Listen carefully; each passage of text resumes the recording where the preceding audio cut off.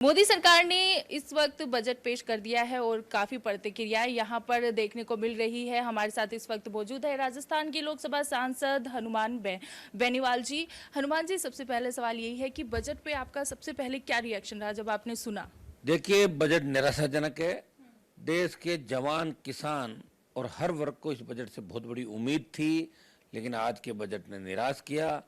और पहली बार शायद बजट के अंदर रेल का जिक्र तक नहीं किया कि रेल को भी हम कुछ, रेलवे के लिए कुछ करेंगे।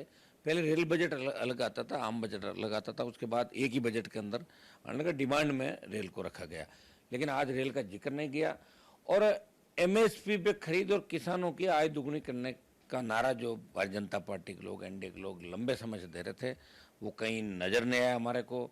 नौकरियों की, जहाँ तक जवानों के बात है, रोजगार की, ये आंकड़ों का मायाजाल है।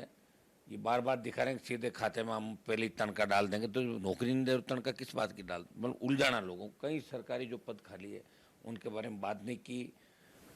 सिर्फ दो राज्य, आंध्र और बिहार, चूँकि वो गठबंधन के अंदर है और सरकार उनके बिना नहीं चल सकती, उन दो राज्यों को जरूर पैकेज दिया, वो अच्छी बात है।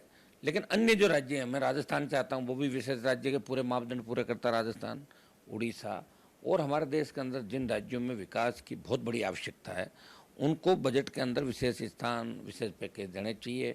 और पेट्रोल डीजल की जो कीमतें बढ़ रही देश के, उन पर नियंत्रण कैसे हो, इसके बारे में, बढ़ती महंगाई को लेकर भी कोई नया इसके अंदर बजट के अंदर नजर नहीं आ रहा।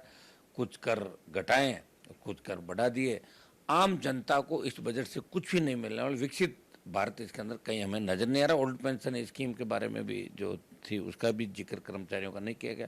तो मुझे लगता है कि बजट हिंदुस्तान को आगे लेकर जाएगा। निराशा। लेकिन जो निर्मला सीतारमन है वित्त मंत्री, उनका कहना है कि वो युवाओं के लिए रोजगार क्रिएट कर रहे हैं, ऐसी कंपनियां वो स्थापित करने वाले हैं और कुछ और चीजें हैं जिनके माध्यम से युवाओं को रोजगार मिलेगा।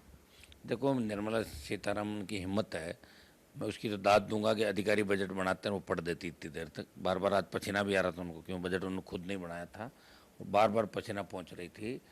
वो निर्मला सीतारमन जी तो ज़्यादातर सांसदों को जानती भी नहीं। वो शायद लोग उनसे मिलने से ही कतराते हैं। बाकी एमपी होता है, मिनिस्टर के पास जाता तो उसको लगता है मिनिस्टर, चूँकि मिनिस्टर सांसद ही होता है।